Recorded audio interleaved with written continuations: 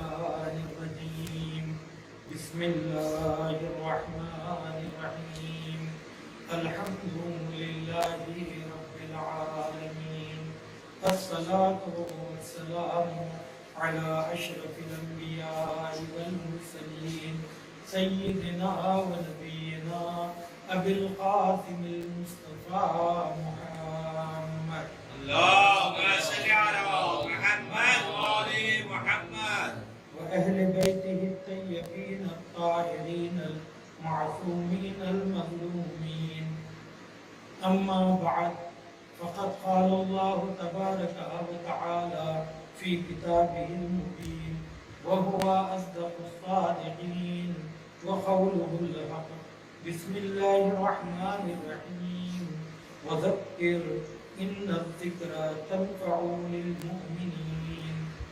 اللهم صل على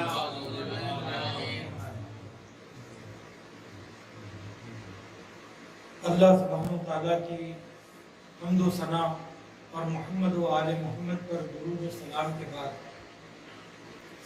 میں نے جس آیت کریمہ کو سرنامِ سخن قرار دیا ہے وہ سورہ ذاریات کی آیت نمبر 55 ہے، جس میں خالق رب العزت ارشاد فرما رہا ہے کہ وذکر، کہ اے پیغمبر یاد دلاؤ کہ فَإِنَّ الذِّكْرَى تَنْفَعُ الْمُؤْمِنِينَ، کہ یاد دلانا مومنین کے لیے فائدہ مند ہے، مفید ہے۔ آیت میں اطلاق پایا جاتا ہے اور اس کا ذکر نہیں ہے کہ کس چیز کو یاد دلایا جائے۔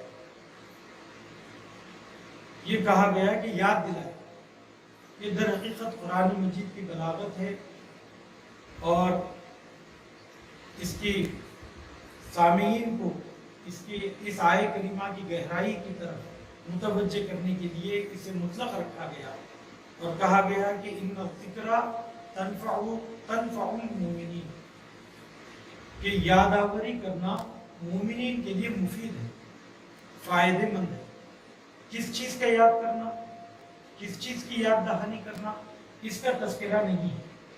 تو یقیناً تمام انبیاء کی بعثت کا مقصد کیا تھا؟ تمام انبیاء کی بعثت کا مقصد یہ تھا کہ وہ لوگوں کو اللہ کی جانب راغب کرے اور اللہ کی یاد دلائے۔ تو اس کا مطلب یہ ہوا کہ یہاں پر یاد سے مراد سب سے پہلے جو چیز ہے وہ اللہ سبحانہ وتعالیٰ کی یاد ہے، اللہ سبحانہ وتعالیٰ کا ذکر ہے۔ ایک صلوات پڑھیں محمد اللهم صل على محمد وآل محمد۔ کہ سرور کائنات امت کی اصلاح کے لیے آئے تھے اور جن جن باتوں سے امت کی اصلاح ہوتی ہے پیغمبر اکرم ان چیزوں کو یاد دلائیں گے۔ سب سے پہلی چیز جو سرور کائنات پر لازم تھی اور تمام انبیاء کا وظیفہ تھا وہ یہ تھا کہ وہ اللہ کی یاد کو زندہ کریں۔ اسی لیے تمام انبیاء اللہ سبحانہ وتعالیٰ اور توحید کی طرف لوگوں کی تعلیم دیا کرتے تھے، لوگوں کو بلایا کرتے تھے۔ تو سب سے پہلی یاد اللہ کی یاد ہے، اللہ کی پہچان ہے، اللہ کی معرفت ہے۔ اگرچہ کہ انسان فطرتاً اللہ کو پہچانتا ہے مگر جب اس دنیا میں آتا ہے تو اس دنیا کے لوازمات کو اور اس کی چمک دھمک کو دیکھ کر اسی میں گم ہو جاتا ہے اور اپنی فطرت کی آواز کو لبیک نہیں کہتا، یا اگر اللہ کی جستجو میں نکلتا بھی ہے تو کسی اور شے کو خدا سمجھ کر اس کی پرستش کرنے لگتا ہے۔ اسی لیے فطرت کے علاوہ، عقل کے علاوہ انسان کے لیے کسی ایسے ہادی کی ضرورت ہے جو انسان کو خالق کی حقیقی پہچان کرتا ہے، اور وہ انبیاء کرام علیہم السلام ہیں کہ جو اللہ کی معرفت۔ اسی لیے ہم کہتے ہیں، دعا میں پڑھتے ہیں کہ اللہم عرفنی نفسک وَإِن لَمْ تُعَرِّفْنِي نَفْسَكَ كَيْفَ أَعْرِفْ نَبِيَّكَ اللہم عرفنی نبیک فَإِن لَمْ تُعَرِّفْنِي نَبِيَّكَ كَيْفَ أَعْرِفْ حُجَّتَكَ۔ کہ یہاں پر یہ کہا گیا کہ اے پروردگار اپنی معرفت مجھ پر آشکار فرما، اگر تو نے اپنی معرفت ہمیں نہیں دی تو ہم تیرے نبی کو کیسے پہچانیں گے؟ یہ ابتدائی معرفت ہے کہ انسان یہ سمجھتا ہے کہ میرا وجود میری اپنی جانب سے نہیں ہے، تو یقیناً اس وجود کو اللہ نے بخشا ہے، تو یہ سب سے پہلے اللہ کے وجود پر ایمان لے کر آتا ہے، پھر اس کے بعد انبیاء کی ذات پر ایمان لے کر آتا ہے، پھر انبیاء کے بعد انبیاء کے اوصیاء کے پر ایمان لے کر آتا ہے۔ یہ جو سلسلہ ہے یہ ابتدائی سلسلہ ہے۔ اب اس کے بعد ایک دوسرا مرحلہ اسے طے کرنا ہے کہ اللہ کی حقیقی معرفت اہل بیت علیہم السلام اپنی دعا اور گفتار اور رفتار کے ذریعے بتاتے ہیں۔ تو یہ حقیقی معرفت یہاں سے شروع ہوتی ہے۔ اسی لیے اگر ہم اللہ کو اپنی عقل کی بنیاد پر پہچاننے کی کوشش کریں گے تو یہ ناممکن ہے، ہمیشہ خطا کے شکار ہوں گے۔ اب یہاں پر جب ہم اللہ کی معرفت حاصل کرنا چاہتے ہیں، ایک یاد تو یہ ہے کہ انبیاء علیہ السلام اور بالخصوص سرور کائنات خدا کی یاد لوگوں کو دلانا چاہتے ہیں۔ دوسرے کس کی یاد؟ اب یہ دیکھنا پڑے گا کہ اللہ سبحانہ وتعالیٰ نے کن کن چیزوں کو یاد کرنے کا حکم دیا۔ اللہ کے بعد اس کائنات میں سب سے بڑی ہستی سرور کائنات کی ہے۔ یہی وجہ ہے کہ اسلام نے محمد مصطفیٰ کے تذکرے کا اتنا اہتمام کیا ہے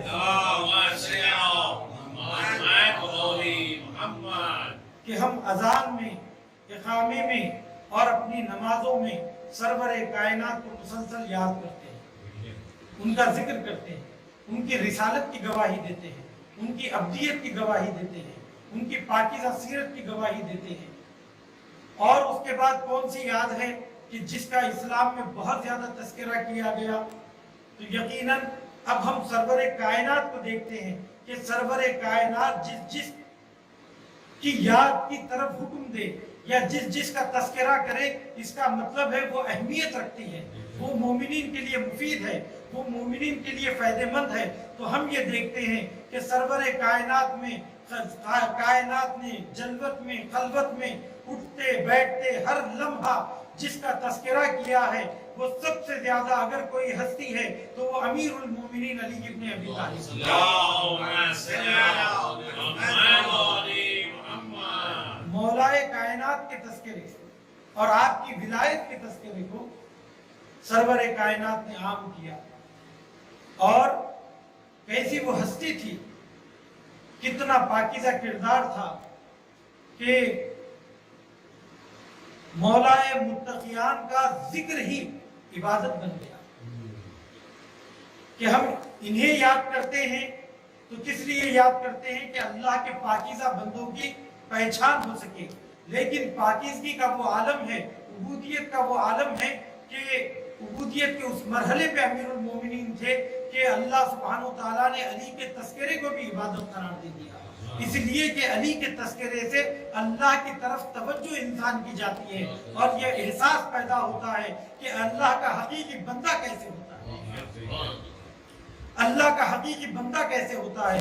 علی کو دیکھ کر عبودیت کا جذبہ انسان کے اندر پیدا ہوتا ہے، بندگی کا سلیقہ انسان کے اندر پیدا ہوتا ہے۔ تو اب یہیں سے سمجھ میں آیا کہ جس کا سرور کائنات نے تذکرہ کیا، جس کو اہمیت کی نگاہ سے دیکھا، جس کا احترام کیا، وہ ہمارے لیے محترم ہے، ان کا تذکرہ ہمارے لیے محترم ہے۔ مولائے متقیان کے بعد سرور کائنات نے جناب زہرا سلام اللہ علیہا کا اٹھتے بیٹھتے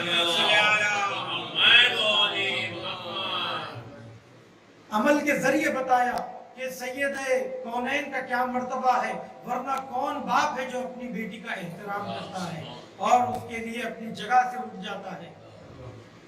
یہ آپ کا اپنی جگہ سے اٹھنا، جناب زہرا کی پیشانی کو چومنا اور آپ کا احترام کرنا اس بات کی دلیل ہے کہ یہ خاتون کوئی معمولی خاتون نہیں ہے، بلکہ یہ فاطمہ زہرا ہے، یہ وہ ہستی ہے کہ جس کے ذریعے اللہ سبحانہ وتعالیٰ نے رسول خدا کو مایوس ہونے سے بچایا، رسول خدا کے دل کو شاد کیا اور کہا کہ اے رسول، ہم نے تم کو کوثر عطا کیا، جناب زہرا کو دے کر اللہ سبحانہ و تعالیٰ نے خیر کثیر عطا کیا۔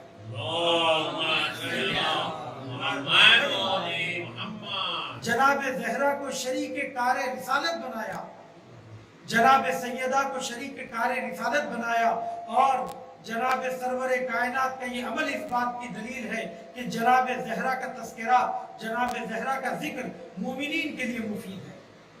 پھر اس کے بعد رسول خدا نے اپنی زندگی میں جس کا تذکرہ کثرت سے کیا وہ حسنین علیہ السلام ہے، جن کے بارے میں یہ ارشاد فرمایا کہ ان الحسن والحسین امامان قاما او قعدا، امام حسن اور حسین امام ہے، چاہے وہ صلح کرے چاہے وہ قیام کرے۔ ہر پل حسنین علیہ السلام کی سرور کائنات نے تبلیغ کی۔ میں بس اپنے موضوع کی طرف آنا چاہتا ہوں اور ایک اہم پیغام آپ تک پہنچانا چاہتا ہوں کہ عزیزان گرامی، سرور کائنات نے اتنا اہتمام کیا ان ہستیوں کے تذکرے کا، تو اس کی بنیادی وجہ کیا تھی؟ کوئی بھی عمل، یہاں سے چند نکات میں توجہ چاہتا ہوں، کوئی بھی عمل اسلام میں بے حکمت نہیں ہے۔ ہر عمل کا، ہر حکم کا کوئی نہ کوئی فلسفہ ہے، کوئی نہ کوئی حکمت ہے، اس کی کوئی نہ کوئی اہمیت ہے۔ دیکھیے، دین تو ایک ہے، وہ ہے اسلام۔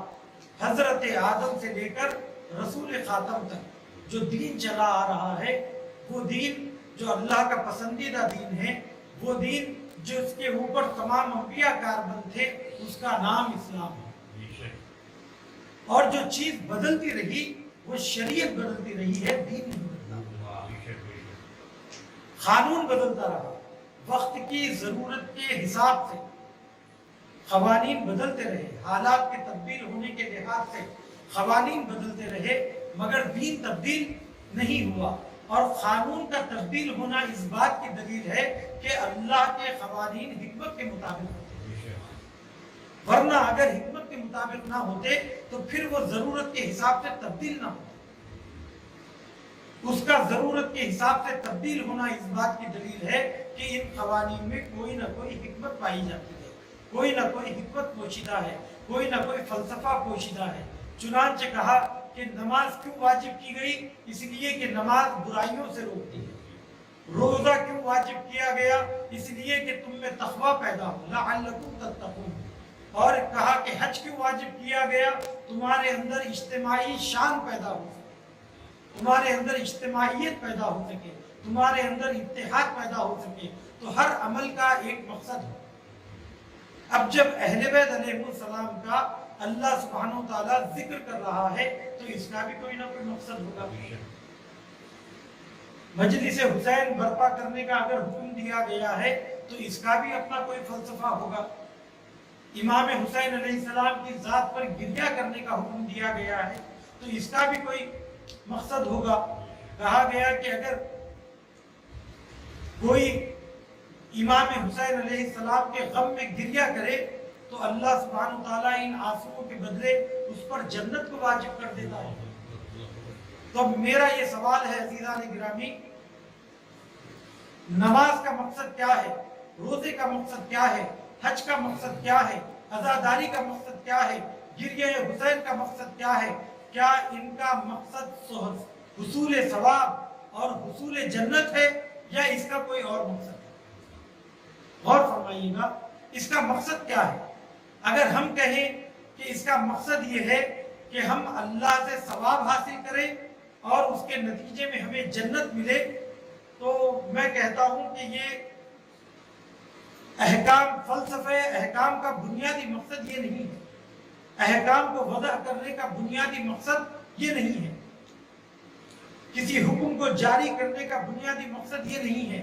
اس لیے نہیں ہے کیونکہ اللہ سبحانہ وتعالیٰ جنت جو عطا کرتا ہے وہ اطاعت کی بنیاد پر عطا کرتا ہے، ثواب جو عطا کرتا ہے وہ اطاعت کی بنیاد پر عطا کرتا ہے۔ اگر ہم کو آخرت میں جنت نصیب ہوتی ہے، اگر ہم کو آخرت میں ثواب ہمارے لیے فرشتے لکھتے ہیں، تو اس کی وجہ یہ ہے کہ ہم نے اللہ کی اطاعت کی، اس کے حکم کو مانا اس کی مرضی کے مطابق زندگی گزاری تو اس کے نتیجے میں پروردگار عالم نے ہم کو جنت کا تمغہ دیا، ہم کو ثواب سے نوازا۔ لیکن کیا دنیا میں احکام کو وضع کرنے کا مقصد حصول ثواب ہے؟ تو جواب یہ ہے کہ نہیں۔ تو پھر اس کا مقصد کیا ہے؟ اس کا مقصد یہ ہے کہ ہماری دنیاوی زندگی بہتر ہو سکے تاکہ ہم اللہ کے بہترین بندے بن سکیں۔ احکام کا مقصد اصلاح کردار ہے، احکام کا مقصد بندگان خدا کی تربیت ہے۔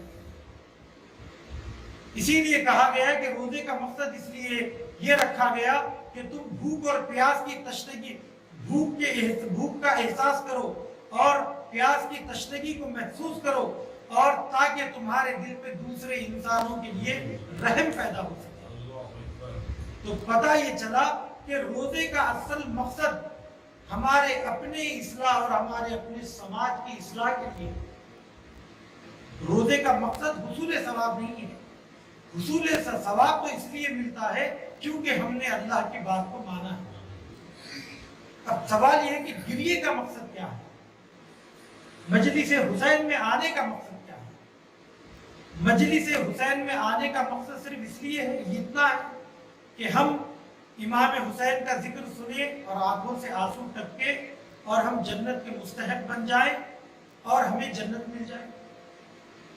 یہ نہیں، یقیناً یہ نہیں، بلکہ یہ اس لیے ہے کہ ہم اس بہانے مجلس حسین میں آئیں، ذکر حسین سنیں اور امام حسین کی سیرت و کردار سے درس لیں، اور درس لے کے اپنے کردار کو پاکیزہ کریں اور اپنے کردار کو پاکیزہ کرنے کی صورت میں مستحق جنت بنیں۔ اللہم صلی علی محمد، نعرہ تکبیر، اللہ اکبر، نعرہ رسالت، نعرہ حیدری، رائے مشکور رب العزت اللہ جل جلالہ و جل شانہ، رائے عظمت و فضیلت ائمہ طاہرین علیہ السلام، تہ دل سے بلند کر صلوات اللہم صلی علی محمد و علی محمد۔ تو آپ نے غور فرمایا کہ ہم نے غلط یہ تصور اپنے ذہن میں بٹھا لیا ہے کہ اگر کسی غریب کو ایک لقمہ کھانا کھلا دیا تو ہمارے لیے جنت واجب ہے، اور فلاں کام کر لیا تو ہمارے اوپر جنت واجب ہے۔ یہ تمام کے تمام ثواب اطاعت کی بنیاد پر ہے، اور اطاعت کا فائدہ یہ ہے کہ ہمارا کردار پاکیزہ، ہمارا کردار پاکیزہ، بلکہ اس اطاعت میں یہ خوبی ہے کہ وہ انسان کو تبدیل کر دیتا ہے، انسان کے کیریکٹر کو بدل دیتا ہے۔ ایک تصور یہ ہے کہ امام حسین علیہ السلام نے اللہم صلی علی محمد و علی محمد۔ امام حسین علیہ السلام نے ہمارے گناہوں کے بدلے انہوں نے اپنے جان کی قربانی دی، اپنی جان کا فدیہ قرار دیا، اور اس کے بعد ہمیں ہمارے حال پر آزاد چھوڑ دیا کہ اب ہم جو چاہے غلطی کریں۔ اس غلطی کے نتیجے میں ہم عذاب کے مستحق نہیں ہوں گے، دوزخ کے مستحق نہیں ہوں گے، اس لیے کہ ہم کو امام حسین علیہ السلام نے دوزخ سے بچا لیا ہے، جہنم سے بچا لیا ہے۔ اس کے بدلے انہوں نے ہمارے اپنی جان راہ خدا میں دے دی۔ یہ تصور انتہائی درجہ غلط ہے، اور انبیاء علیہ السلام کے بھیجنے کا جو ہدف ہے اس کے بالکل برخلاف ہے۔ بلکہ یقیناً میں یہی کہتا ہوں کہ امام حسین علیہ السلام کی ذات وسیلہ نجات ہے۔ جو آپ سے وابستہ ہوا وہ نجات پا گیا۔ کہ یہ سرور کائنات نے اس کی خبر دی، کہا کہ ان الحسین مصباح الہدی و سفینۃ النجات، کہ بے شک حسین ہدایت کا چراغ ہے اور کشتی نجات ہے۔ یقیناً حسین سے نجات ملے گی، حسین سے ہدایت ملے گی، مگر کس طرح؟ اس طرح نہیں کہ ہم صرف اس وابستگی کی بنیاد پر جنت کے مستحق ہو جائیں گے، جی نہیں، ہم کو ویسے ہی نجات ملے گی जैसे नजात जनाब हुर को मिली थी, जैसी नजात जनाब हुर को मिली थी। जनाब हुर ने क्या किया था? जनाब हुर ने तौबा की और हुसैनी बनने की वजह से जन्नती बने। तो दर हकीकत जनाब हुर ने अपने उस नफ्स को कंट्रोल किया और बुराइयों के ऊपर तज़किये नफ्स किया। अब बुराइयों के ऊपर कंट्रोल किया, अल्लाह की बारगाह में इस्तिग़फ़ार किया और तौबे और निदामत के साथ जब इमाम की बारगाह में आए और पाकीज़ा दिल के साथ जब इमाम की खिदमत में आए और हिदायत पाने की उनके अंदर तड़प पैदा हुई, तो फिर उनको कोई तूलानी मसाफत तय करनी नहीं पड़ी, उनको साल हा साल कोई रियादत करनी नहीं पड़ी, कोई अमल करना नहीं पड़ा, बल्कि उनका मामूली इखलास और उनका एक इक़दाम उनकी नजात का बायस बन गया, उनकी नजात का बायस बन गया। इसीलिए जब हम इस महफिलों में आए तो इस पाकीज़ा क़ल्ब के साथ आए, हिदायत पाने की गरज से आए, अपने जहन में पहले एक फिक्र बिठा कर ना आए, बल्कि इमाम हुसैन की खिदमत में खाली जहन आए कि इस दर से जो कुछ भी मिले, इस दर से जो हिदायत मिले, उस हिदायत को चाहे वो हमारे अपने खिलाफ क्यों नहीं जाती, अपने जज्बात के खिलाफ क्यों नहीं जाती, हमारी अपनी ख्वाहिशात के खिलाफ क्यों नहीं जाती, उसे अपनाने के लिए तैयार हो। यह है इमाम हुसैन अलैहिस्सलाम से वाबस्तगी का नतीजा। इसीलिए रिवायतों में आया है, अज़ीज़ान गिरामी, अइम्मा अलैहिमुस्सलाम फरमाते हैं, एक सलवात पढ़े,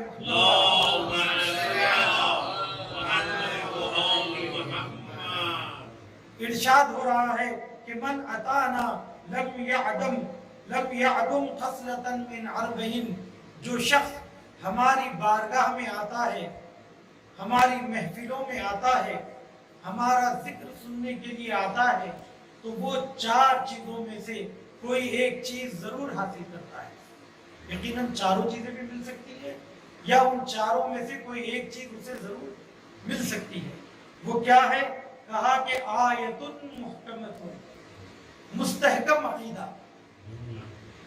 दरे अहले बैत से वाबस्तगी का नतीजा ये है कि आपको मुस्तहकम अकीदा मिलता है, पाकीज़ा अकीदा मिलता है। और यकीनन आप जरा गौर फरमाइए, इस 14 सदियों में अगर आप दीन मोहम्मदी पर कारबंद है तो उसकी बुनियादी वजह यह है कि आप अहले बैत से वाबस्ता है। और ये बात सरवर कायनात ने इस बात का ऐलान किया था और कहा कि मसलु अहले बैत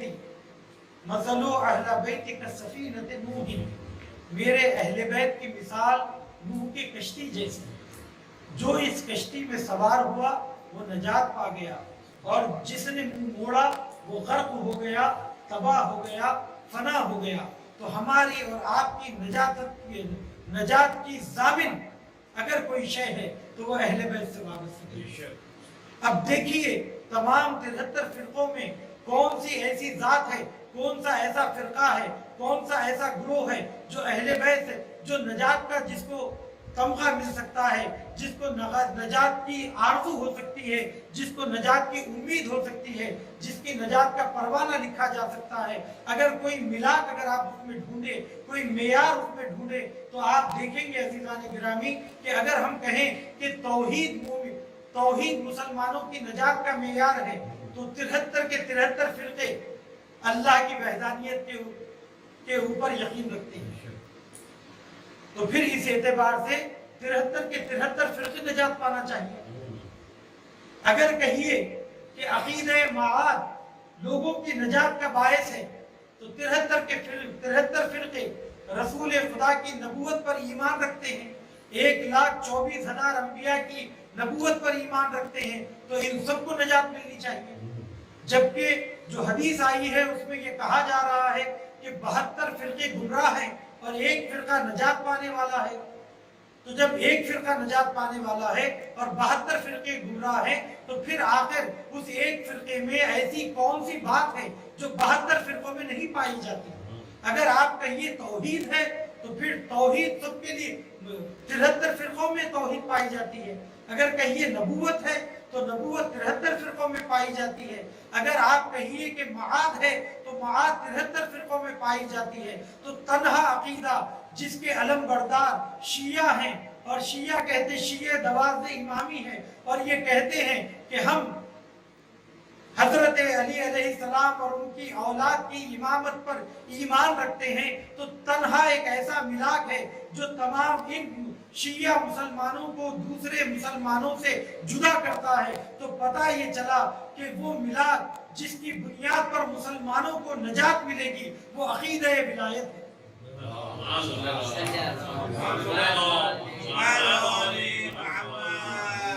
وہ عقیدہ ولایت ہے. عقیدہ ولایت جب تک نہیں ہوگا، جب تک یہ عقیدہ مضبوط نہیں ہوگا، تب تک انسان کی نجات نہیں ہوگی. تو یہ مضبوط عقیدہ اگر ہمیں ملا تو وہ اہل بیت سے وابستگی کی بنیاد پر ملا. پاکیزہ شریعت اگر ہمیں ملی تو وہ اہل بیت سے وابستگی کی بنیاد پر ملی. ہم نے دین کو ابو ہریرہ سے نہیں لیا، ہم نے دین کو کعب احبار سے نہیں لیا، ہم نے دین کو مالکی شافعی حنبلی سے نہیں لیا. ہم نے اس در سے دین کو لیا جس در سے رسول خدا نے دین کو ہم تک پہنچایا.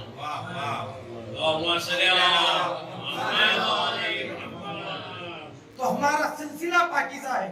یہی وجہ ہے کہ ہمارے پاس جو چیزیں پائی جاتی ہیں اور ہمارے دین میں جو منطقی دلائل پائے جاتے ہیں، جو عقلانیت پائی جاتی ہے، جو دین کے ہماری شریعت میں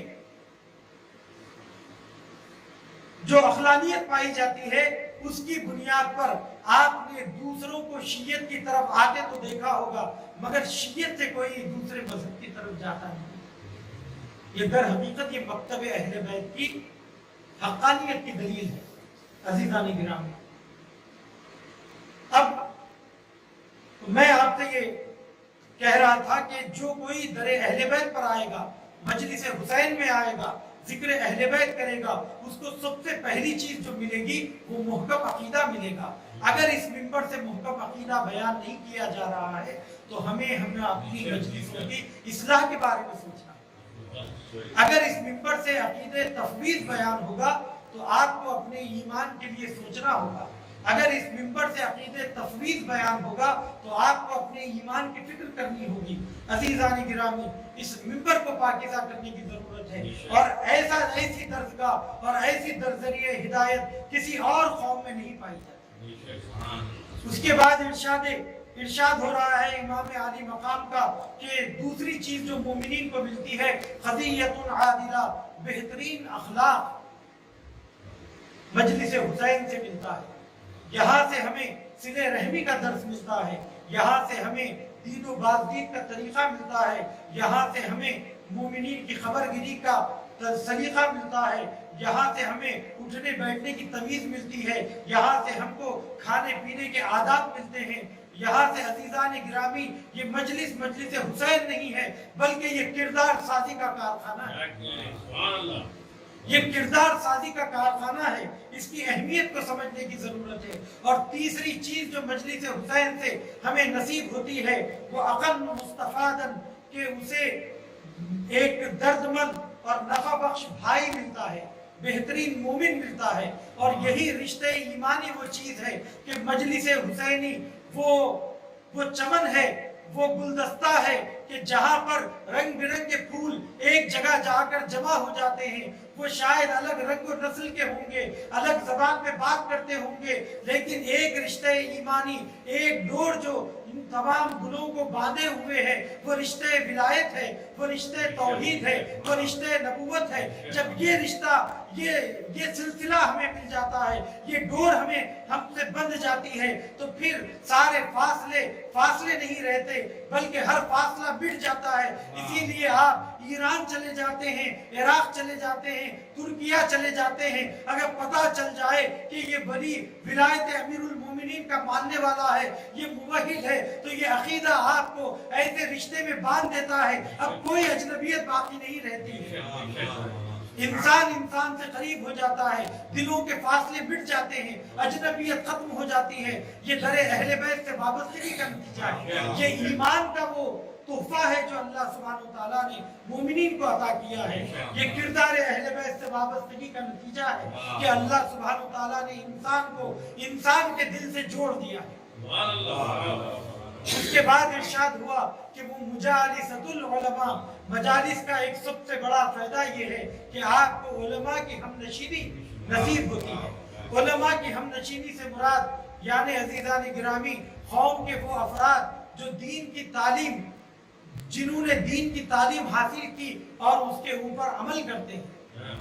इसका ताल्लुक अमामे से नहीं है, इसका ताल्लुक अबा से नहीं है, इसका ताल्लुक खबा से नहीं है, बल्कि वो तमाम अफराद जो अहले बैत के दिल को अपने सीनों से लगाए हुए हैं और हर दौर में आने वाली नस्ल तक तालीमात अहले बैत को पहुंचाते रहे हैं अपने अमल से, अपनी रफ्तार से, अपने गुफ्तार से, वो सब के सब उलमा के ज़िम्न में है और वो इन मजलिसों से हमें मिलते हैं। ये मजलिसों का फायदा है और ये मजलिसें नहीं है, दिलों को जिंदा करने का जरिया है। ये मजलिसें दिलों को जिंदा करने का जरिया है। चुनांचे इरशाद हो रहा है कि मन जलसा मजलिसन युहया फीही जिक्रुना, कि जिस महफिल में हमारे जिक्र को जिंदा किया जाता है तो क्या होता है उसका नतीजा? गौर फरमाइए अज़ीज़ान गिरामी कि लम यमुत क़ल्बुहु यौम तमूतु फीहिल क़ुलूब, के रोज़े महशर जिस वक्त लोगों के दिल मुर्दा होते हैं उस वक्त जिक्र हुसैन सुनने वाले, जिक्र अली सुनने वाले और अहले बैत का तज़किरा सुनने वालों का दिल जिंदा होता है। तो ये दर हकीकत हम हुसैन के जिक्र को जिंदा नहीं कर रहे हैं बल्कि अपने दिलों को जिंदा कर रहे हैं। जिसके पास मानवी हयात ना हो, जिसके पास दीन ना हो, वो हकीकी माना में चलता फिरता जानवर है। वो एक बेजान मखलूक है जिसके अंदर मानवी हयात ना हो और दीन मानवी हयात अता होता है। और इमाम हुसैन अलैहिस्सलाम की ज़ात मुबारक वो ज़ात है कि अल्लाह सुब्हानहू तआला ने आपको वो मकाम अता किया, वो मर्तबा अता किया कि आपके तस्करे से पूरा दीन बाकी। ये कोई मामूली बात नहीं है।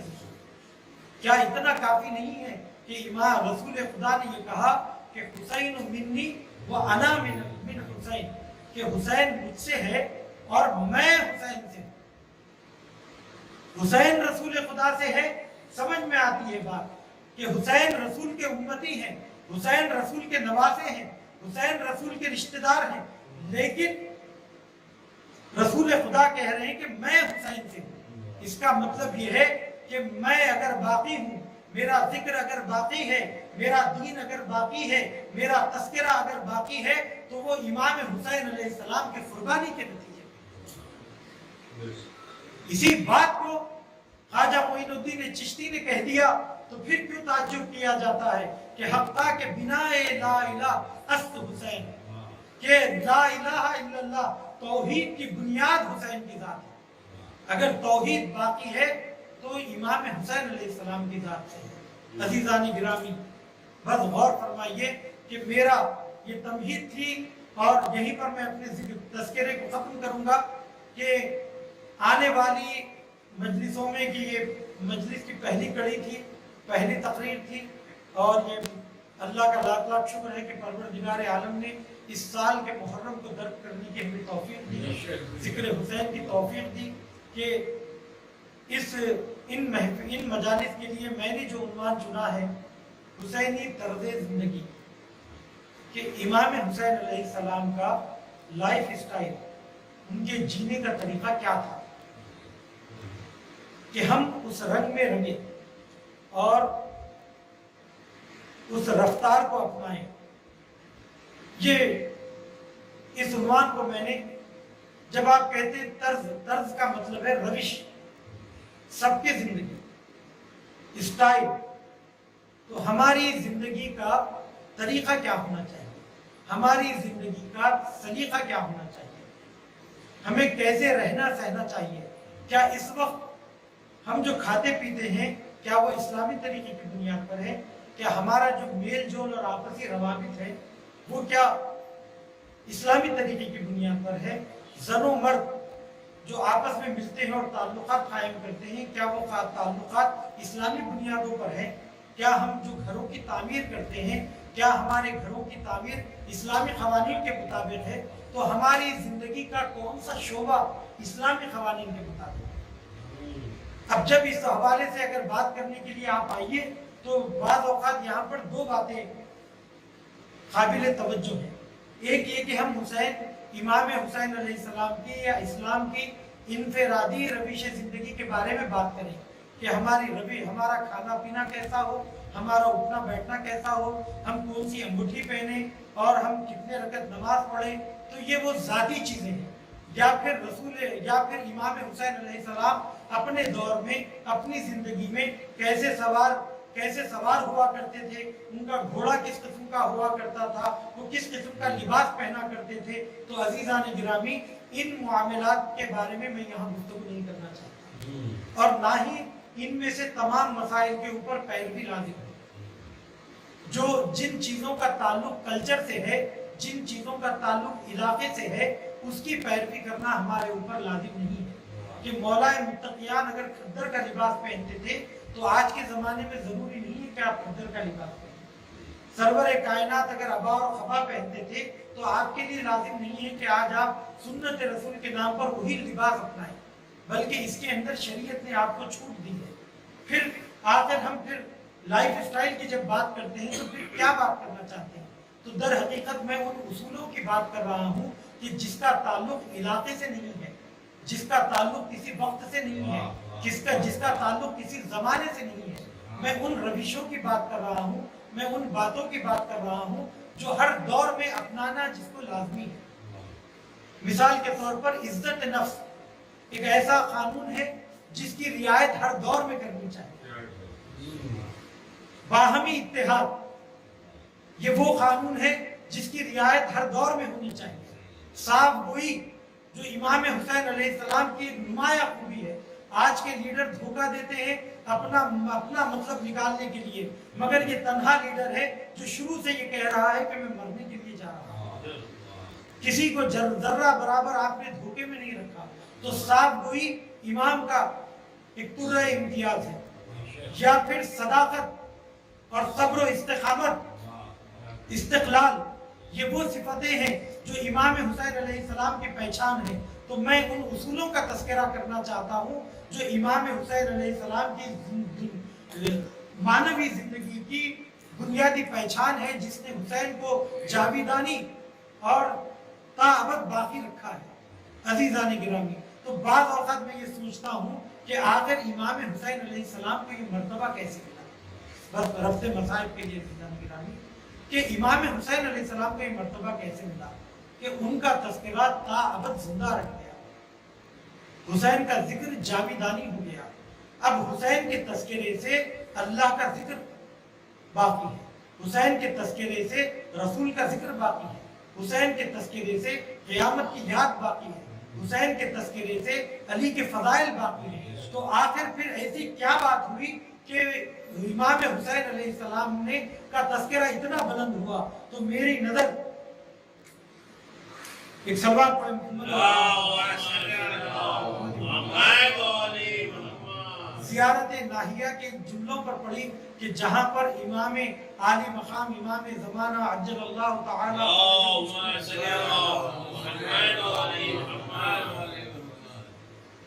اپنے جد امام حسین کے بارے میں فرماتے ہیں کہ وَكُنْتَ لِلَّهِ طَاعِيًا، کہ آپ اللہ کے اطاعت گزار بندے تھے۔ ولی جدی کا محمد صلی اللہ علیہ وآلہ تابعا، اور آپ اپنے نانا حضرت محمد مصطفیٰ کے فرما بردار تھے۔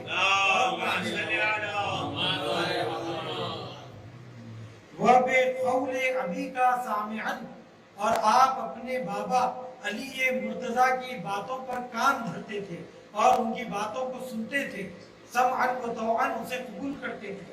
وَإِلَى وَصِيِّهِ أَخِيكَ مُسَارِعًا، اور آپ کے بھائی اللہ کے وصی، آپ کے بھائی امام حسن علیہ السلام کی بات کو قبول کیا کرتے تھے۔ تو پتہ یہ چلا کہ امام حسین علیہ السلام کی سب سے بڑی خوبی یہ تھی کہ وہ حجت خدا کے مطیع تھے، وہ رسول خدا کے مطیع تھے، وہ اللہ سبحانہ و تعالیٰ کے اطاعت گزار تھے۔ ان کی یہ اطاعت اور بندگی نے اس کو اس مرتبے پر پہنچایا، ان کو اس مرتبے پر پہنچایا ہے۔ اب اگر ہم کل کامیاب ہوں گے تو ہم بھی انہی بنیادوں پر کامیاب ہوں گے، ہم بھی انہی بنیادوں پر کامیاب ہوں گے۔ تو انشاءاللہ آنے والی محفلوں میں، آنے والی تقریروں میں، جیسا آج آپ تشریف لائے ہیں، انشاءاللہ اس بحث کو میں وسیع پیمانے پر اور بہتر طریقے سے آپ کی خدمت میں پیش کروں گا اور ان تمام گوشوں کو آپ کے سامنے لانے کی کوشش کروں گا جو امام حسین علیہ السلام کے بہت ہی نمایاں پہلو ہے، مگر ان کے بارے میں مستقل گفتگو کم ہوا کرتی ہے۔ کہ عزیزان گرامی، امام عالی مقام کو یہ مرتبہ اللہ کی اطاعت سے ملا ہے، اور اگر ہم کامیاب ہوں گے تو وہ بھی اللہ کی اطاعت کی بنیاد پر کامیاب ہوں گے، امام کی اطاعت کی بنیاد پر کامیاب ہوں گے۔ عزیزان گرامی، کہ اطاعت بھی کیسی اطاعت کہ امام عالی مقام بظاہر آپ نے ایک چھوٹی سی بات کہی، مگر وہ بات اتنی زیادہ بنیادی تھی، اتنی زیادہ بنیادی تھی، اور اتنا معمولی سا وعدہ نظر آتا ہے، مگر وہ وعدہ اتنا گہرا تھا کہ جس کے نبھانے کے لیے امام نے سب کچھ راہ خدا میں لٹا دیا، سب کچھ راہ خدا میں لٹا دیا۔ یہ بات اس وقت کی ہے جب معاویہ علیہ الحاویہ، معاویہ ملعون جب اس دنیا سے گیا اور انتقال کر گیا، تو ایک مرتبہ یزید نے ایک خط مدینے کے والی، مدینے کے حاکم ولید بن عقبہ کے نام لکھا اور کہا کہ معاویہ دنیا سے گزر چکا ہے اور میں اس کی جگہ حاکم بن چکا ہوں، تم مدینے کے لوگوں سے میرے لیے بیعت لو، اور نیچے جن لوگوں کے نام ہیں سب سے پہلے ان کی بیعت لینا۔ چنانچہ اس نے 3 لوگوں کے نام لکھے، عبداللہ بن عمر، عبداللہ بن زبیر اور امام حسین علیہ السلام۔ بس یہ نام لکھنا تھا۔ ولید گھبرا گیا، پریشان ہو گیا کہ یہ پیغام وہ عبداللہ بن زبیر تک تو پہنچا سکتا ہے، عبداللہ بن عمر تک تو پہنچا سکتا ہے، لیکن امام حسین سے یہ کیسے کہے؟ اس نے فوراً مروان کو بلوایا اور اس سے مشورہ کیا۔ جب اس نے مروان سے مشورہ کیا تو مروان نے کہا کہ حسین کو تم مجمع عام میں یہ پیغام مت سنانا، سب سے پہلے حسین کو دربار بلانا، بس یہ کہنا تھا۔ اس نے امام کو دربار بلانے کی ترکیب سوچی، اگر سپاہیوں کو بھیجتا تو امت کو خبر ہو جاتی اور وہ دربار تک آ جاتے، چیپی گوئیاں ہونے لگتی، ہر طرف چرچا ہو جاتا۔ اس نے کیا کیا، ایک نوجوان بچہ جو محل کے باہر کھیل رہا تھا اسے بلایا اور بلا کر کہا کہ جاؤ حسین کو جا کر خبر کرو کہ ولید نے انہیں بلایا ہے۔ وہ نوجوان بچہ، وہ معصوم سا بچہ نامہ لے کر حسین کی خدمت میں پہنچا۔ اس وقت امام حسین علیہ السلام مجسم ہدایت بنے ہوئے مدینہ منورہ میں واعظ و نصیحت کر رہے تھے۔ ایک مرتبہ جب وہ لڑکا آیا تو امام کو اس نے سلام کیا، امام نے سلام کا جواب دیا۔ امام کی جب گفتگو ختم ہوئی، آپ کی واعظ و نصیحت ختم ہوئی، وہ لڑکا قریب آیا اور آ کر اس نے وہ پیغام پہنچایا۔ جیسے ہی پیغام پہنچایا، امام کے چہرے کا رنگ متغیر ہو گیا، اور آپ وہاں سے اٹھ کر جانے لگے۔ عبداللہ بن زبیر بھی وہیں بیٹھے ہوئے تھے۔ عبداللہ بن زبیر نے کہا کہ مولا اس وقت کہاں چلے؟ تو کہا کہ میں دربار جا رہا ہوں۔ کہا کہ مولا دربار کس لیے؟ مجھے ولید نے بلایا ہے۔ تو کہا کہ یہ دربار میں کام کا وقت نہیں ہے، لگتا ہے کوئی نازک سی بات ہے، آپ اکیلے نہ جائیے، اور اگر جائیے تو کل روز روشن میں جائیے۔ امام نے کہا کہ نہیں، فکر مت کرو، میں ابھی مل کر آتا ہوں۔ آپ پہلے بیت الشرف گئے، 18 بنی ہاشم کو ساتھ لیا اور دارالامارہ پہنچے۔ جیسے ہی دارالامارہ پہنچے، امام کی جلالت کا یہ عالم تھا کہ ولید اپنے مقام سے اٹھ گیا۔ اس نے امام کا استقبال کیا اور آپ کو اپنے مسند پر بٹھایا۔ امام اس کے قریب بیٹھے اور بیٹھنے کے بعد جب اس نے خبر سنائی تو آپ نے کلمہ استرجاع بلند کیا، انا للہ و انا الیہ راجعون۔ پھر اس کے بعد اس نے پیغام دیا کہ یزید نے مجھ سے کہا ہے کہ میں آپ سے بیعت لوں۔ تو امام نے مصلحتاً کہا کہ تم جب لوگوں کی بیعت لوگے، لوگوں سے یزید کے لیے بیعت لوگے، تو اس وقت مجھے بھی خبر کرنا، میں آؤں گا اور اپنی رائے کی اظہار کروں گا۔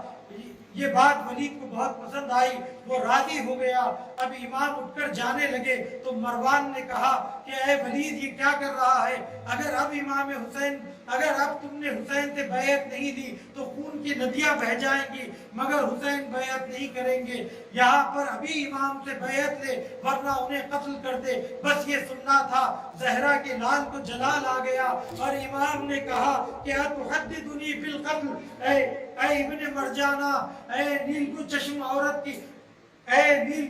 عورت کی کہ بیٹے تو مجھے موت سے ڈرا رہا ہے، تو مجھے قتل کرے گا یا یہ مجھے قتل کرے گا؟ بس یہ سننا تھا کہ آواز جیسے ہی بلند ہوئی 18 بنی ہاشم دارالامارہ میں گھس آئے۔ عزیزان گرامی، میں کہوں گا مولا ابھی آپ قید حیات ہیں، جب آپ آواز بلند کرتے ہیں تو آپ کی مدد کے لیے آپ کے نوجوان مدد کے لیے آ جاتے ہیں، لیکن کل یہی عصر عاشور ہوگا اور یہ آواز ندا دے رہے ہوں گے کہ حل من ناصر ینصرنا، کوئی ہے جو ہماری مدد کرے۔ لاشیں تڑپ رہی ہوں گی مگر کوئی آپ کی مدد نہ کر پائے گا۔ جزاکم ربکم خیر الجزا، جزاکم ربکم خیر الجزا۔ عزیزو یہ کیسی مظلومیت ہے؟ حسین کا رسول کا نواسا، مدینے کا بادشاہ، اس کا یہ عالم ہے کہ اس سے بیعت کا سوال کیا جا رہا ہے۔ ایک مرتبہ جناب زینب امام حسین کا انتظار کر رہی ہیں، پریشان ہے کہ میرا بھائی دارالامارہ گیا ہے، اللہ میرے بھائی کی خیر کرے، نہیں معلوم کہ کیا ہونے والا ہے۔ میں کہوں گا بی بی ابھی اپنے دل کو سنبھالیے، یہ مصیبت کوئی مصیبت نہیں ہے، اس سے بڑے مرحلے بی بی آپ کو دیکھنا ہے۔ ایک مرحلہ وہ آئے گا کہ تلے زینبیہ پر آپ ہوں گی اور آواز دے رہی ہوں گی اے عمر سعد میرا بھائی ذبح کیا جا رہا ہے اور تو کھڑا دیکھ رہا ہے۔ ایک مرتبہ امام بیت الشرف میں آئے اور آ کر یہ خبر دی۔ عزیزان گرامی، اس طریقے سے امام نے وہ راتیں گزاری کہ بار بار کبھی اپنے ماں کی قبر پر جاتے، کبھی اپنی نانا کی قبر پر جاتے اور قبر سے لپٹ کر کہتے اے نانا اب میں جینا نہیں چاہتا، مجھے اپنی قبر میں لے لیجئے، مجھے اپنی قبر میں لے لیجئے۔ جزاکم ربکم خیر الجزا۔ یہ قافلہ اس مصیبت کے عالم میں نکلا۔ عزیزو جب منظر یہ بتایا جاتا ہے کہ جب قافلہ نکلا تو اس شام سے نکلا کہ سواریوں پر محمل تھی اور بیبیاں پردے میں تھی اور ایک بنی ہاشم کا جوان آتا ان بیبیوں کو سوار کرتا۔ جب جناب زینب کے سوار ہونے کی باری آئی تو خود جناب عباس زانوں پر بیٹھ گئے اور جناب زینب نے ان کے ہاتھوں پر ان کے زانوں پر پیر رکھ کر وہ سوار ہوئی اور اس کے بعد امام حسین نے بازو تھاما، علی اکبر نے بڑھ کر سوار کیا، گھوڑے کی لجام کو تھاما۔ میں کہوں گا بی بی کتنی شان ہے، علی کی بیٹی اس شام سے مدینہ منورہ سے نکل رہی ہے، لیکن عزیزو جب یہ قافلہ لوٹ کر آ رہا تھا تو ہر راستے پر یہ کہا جا رہا تھا دیکھو یہ علی کی بیٹیاں ہیں، یہ رسول کی نواسیاں ہیں، یہ فاطمہ کی لاڈلیاں ہیں۔ اور جب بیویاں آئی تو سر و سینہ پیٹ کر یہ مرثیہ پڑھ رہی تھی یا اے نانا کے مدینے ہمارے نادانے کو قبول نہ کر، جب ہم یہاں سے جا رہے تھے ہماری گودیاں سلامت تھی، ہمارے سروں پر والیوں کا سایہ تھا، اب جب ہم آئے ہیں تو ہماری گودیاں اجڑ چکی ہیں، ہمارے والیوں وارث شہید ہو گئے۔ انا للہ و انا الیہ راجعون وسيعلم الذين ظلموا أي منقلب ينقلبون۔